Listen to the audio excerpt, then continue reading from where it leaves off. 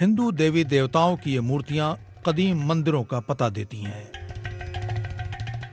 لیکن یہ مورتیاں قدیم ہندو مندروں کے طرز کے یہ ستون اور در و دیوار مندر کا نہیں، ایک مسجد کا حصہ ہیں۔ مندروں کے یہ باقیات دلی میں تاریخی قطب مینار کے احاطے میں واقع قوت الاسلام مسجد کے صحن کے 3 اطراف میں صدیوں سے کھڑے ہیں۔ یہ مسجد انڈیا میں مسلم سلاطین کی تعمیر کردہ اولین مسجدوں میں شمار ہوتی ہے۔ تو پھر مسجد میں یہ مورتیاں اور مندروں کے باقیات کہاں سے آئے؟ کتب کے داخلی دروازے پر ایک کتبے میں لکھا ہے کہ اس مسجد کو 27 ہندو اور جین مندروں کے ملبے سے تعمیر کیا گیا ہے۔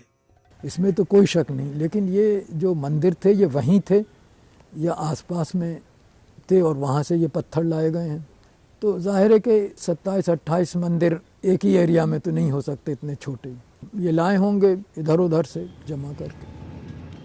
بعض ہندو تنظیمیں ایک عرصے سے دعویٰ کرتی رہی ہیں کہ قطب کمپلیکس دراصل ہندو مذہب کا مرکز تھا۔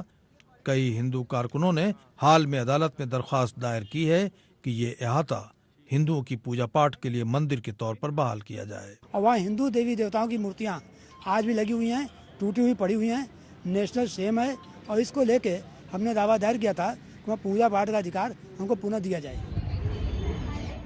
قطب مینار قطب الدین ایبک اور ان کے جانشین شمس الدین التمش نے 1200 صدی عیسوی میں تعمیر کرایا تھا۔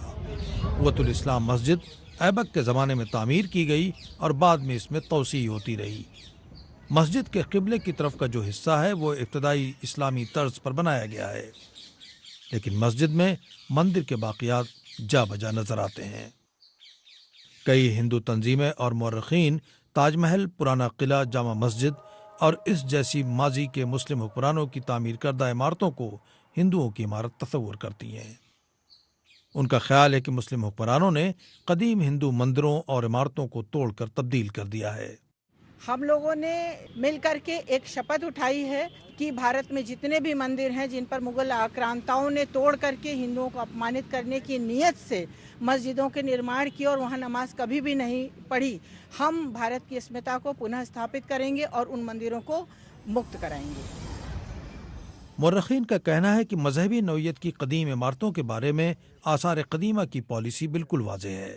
جو مونومنٹ پروٹیکشن کے ٹائم میں ریلیجس یوز میں نہیں تھا اس میں ریوائیول نہیں کر سکتے، اور دوسری بات اگر کوئی مونومنٹ جہاں پر جو ریلیجس یوز میں تھا وہاں روکتے نہیں ہیں۔